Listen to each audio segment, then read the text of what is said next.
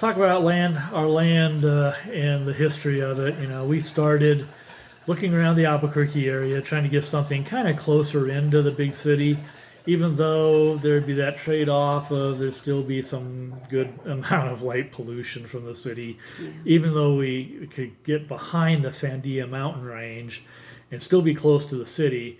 There'd still be some scattering of light, even behind the mountains and stuff, and the land was fairly expensive, at least if you're trying to find a good piece of land with good soil, especially for making building with earthen materials. And a lot of the cheaper stuff just was, thin layer of topsoil and a lot of granite below. And it's like if you're going to put in a septic tank, you're going to be jackhammering or dynamiting to get the septic tank in and backfilling with a lot of drainage material. It'll add up really fast. Even if you're doing it yourself, just renting the equipment and buying the materials, hauling it in, it'd still be a nice chunk of change. Let alone the thought of hiring someone to do it would probably be $40,000 or something, just to make the land useful. So we started searching out further out and discovered the little town of Mountain Air. I'd been out there once before, but I didn't know that they had this kind of the nature preserve out there where they had these 20 acre or so lots. Most of them vary from as tiny as 11 acres up to about 22 acres is about the biggest. Yeah. But when I saw that, started seeing some of the listings and stuff, and saw they're like asking 30,000, 40,000, and then discovering, they used to sell back when they were being developed before the first big real estate crash in '08. They were selling for like 150 to 170,000. And people were still buying them then before the crash and building beautiful homes out there. Then I saw, these listings, like I was saying, that were considerably less, and then asking the realtor about the history of the sales history, because that's what you want to know if you're a buyer especially, is, okay, what's the recent sales history? What are they actually selling for? Doesn't matter so much what the sellers are asking.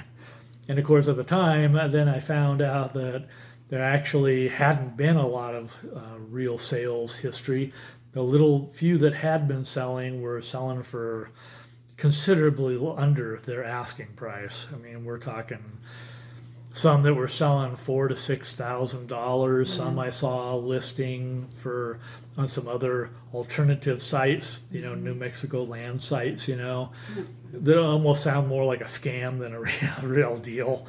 And those were like going for 9,000. So when the realtor we were working with informed us of some of the sales history, it was like, yeah, we gotta start looking at these seriously. And we went out there and started looking at a lot of the lots. Some spoke to us a little better than others. And before you knew it, we were presenting offers and picking up the current lot we have now that's our primary for building on. It's higher elevation than this lower lot we also have that's kind of adjoining it through a open space lot that's between the two of them.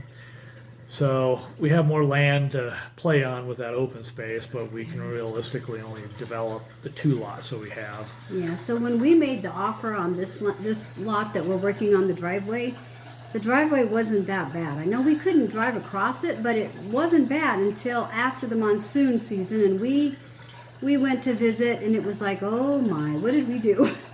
Yeah, buyer's Yeah, remorse. we were just, what? How could this be awful? I mean, it was just... Yeah, the main river it channel just grew like double in size from what it was. And it wasn't when we like that when we purchased it. were looking and purchasing it, and so we were floored. So that's why we're going as big as we are with this big river channel, digging it a lot deeper, wider, getting the big culverts in there. We want to build it to a maximum nightmare monsoon season. Right. We don't want to be stranded up in a house, and we want to make sure that we get off our little, our property. So. Yeah, we don't want the road washing away. Yeah, that would not be good. So let's talk about our favorite subject, money. So Judy's happily retired, and she was an early Head Start teacher. Yeah. And when COVID hit, the company down here that was doing early Head Start wasn't really managing the whole COVID pandemic issue too well. So it ended up being, in the end, a nice early retirement for Judy, which nothing bad about that. And I'm still working, and I recently changed positions from the company that moved us down here last summer to just some contract work, just nice, low stress, easy data migration work that I can do 100% remote. And I'm enjoying it. It's one of those kinds of jobs that would work very well if we were working out on the property and I'm doing my 8 to 5 Right. And online. so the other video thing took the modem for the internet out there so he could see what the bandwidth was like. And woohoo, we have bandwidth enough for him to work remote. So that was our goal. So and yeah. We locate out there with Yeah. a trailer when we do the build or something, or camper or whatever. I could actually keep working if that turns out to be the case. You know, I've recently, in the last, prior to moving down here, had a couple contracts that both ended up, coming to an end after 7 months. So it's like 7 months is kind of the big warning thing I always watch for. Is the current contract I'm on past that 7-month barrier yet? And we're just about there. So, but ideally, I'd like to keep working a couple more years till the end of the projected time frame for this current contract and finish it up. If there's more to do and and it's interesting and intriguing enough to keep me going, I might keep working even longer if I like it. But right now, the time frame I'm really looking at is shortly right before my 62nd birthday, which would be about 2 years from now, which is when this project's going to end. Yep. That'll provide the funding we need to do this build, because we have no expenses really other than utilities and food. No mortgage in this house that we're in now in Albuquerque. We're very fortunate in. We are. We just, we didn't do anything hardly. We shopped at the thrift store. We just really budgeted for a couple of years. We're frugal. Very frugal. Yeah, and we just threw everything we could in savings, and I was working too, so that helped a lot. And yeah, that's how we did it. We had a nice capital gain on Judy's property that we initially came down to Albuquerque to. We did good. And so we plowed that into this along with some savings because we were living so frugal. We were driving beater cars, and I was constantly maintaining them, trying to keep them running, so I could get to work and Judy could get to work and all that. Now, of course, we have a couple other newer, nicer cars, and they're paid for too, so we have no debts or expenses. You just have to figure out your goals and you go for it. And it's not easy. Sometimes you want to go on a vacation, or you want to do other things, or you want to go have that latte at Starbucks, but you just kind of have to prioritize. And that's what we did. And the latte at Starbucks, that still happens once in a rare while. But not like it. No. That's like it has. In the past, boy, howdy, we were doing a lot. So. I remember in the old days spending, hundreds of dollars a month at Starbucks. It's like, that was 15 years ago, when it was a lot cheaper. You can't do that, so. So my advice and encouragement is, if you're following and trying to pursue a similar kind of path, just be ready to be frugal. Yeah. Save your money. And it's okay. Keep driving those beater cars. Keep them running. And just avoid debt as much as you can. Yeah, Thane changes his own oil. Checks all the fluids. Yep, and I tear things apart. Yeah, the new cars I don't really have too much anymore. But yeah, so one of his cars that he has, the speedometer went out. And so he ordered the part. He soldered it. He took a YouTube video, off a YouTube. How to fix it. Yeah, and he fixed it, and I was like in awe. So that's kind of basically how he saves money, he does it himself. So, so that allowed us to, along with another not even sure I want to talk about it, but inheritance funding that we got to, which is all in a CD and savings right now. That's kind of our cushion for retirement.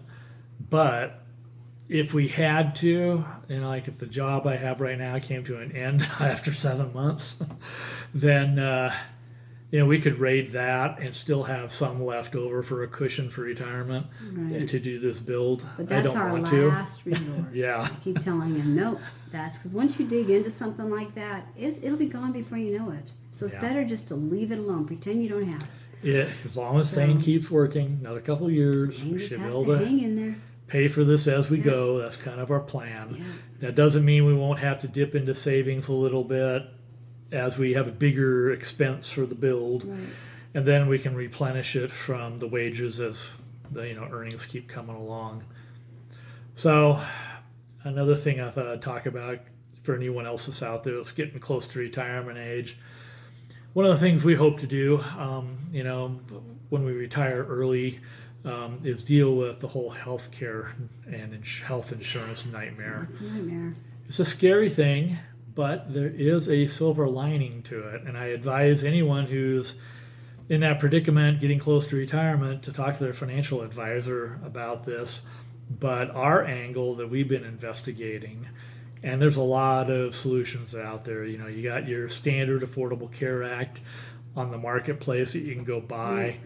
A lot of people either aren't out of debt, they're going to have much more larger funds they're going to have to withdraw from like their 401ks and IRAs. But that gets real tricky going down that path. But that's the way most people are going to end up doing their retirement. And that's unfortunate because then you're stuck in a situation where you're going to have to withdraw, 40, 50, 60K a year to maintain your mortgage payments if you're still in debt on those. And I don't advise to be in debt with a mortgage or paying rent, heaven forbid rent, as you go into retirement, because those expenses require you to take out that bigger taxable lump sums from your IRAs and 401ks that haven't been taxed yet. And those also count as income in qualifying for different programs and stuff. And that's what really hurts you, because then all of a sudden you might be paying for a couple at 62, depending on your state. Every state's got different scales and pricing and all that. With the Affordable Care Act program, that you search for your bronze, silver, gold, platinum plans, whatever, and you can easily spend $1,000, $2,000 a month, depending on, again, how much you're pulling out. So the trick is not pull out very much, if any, and that's why we're in a little different angle. Angle I was talking about a moment ago is, we, after I quit working at 62 and not pulling Social Security just yet, we have enough savings to live on for several years at least, maybe quite a few years, from just standard passbook savings that's already been taxed. So the way the Affordable Care Act works with and this is the tricky part, the expanded program for Affordable Care Act, not all states have implemented that. Most states have, and I know our state in New Mexico has. But double check with your financial advisor or just Google it, but make sure your state's under the expanded Affordable Care Act, where they allow people 55 and older to get that health care based on your income. And if you're living off of savings, you have no income. And the threshold for where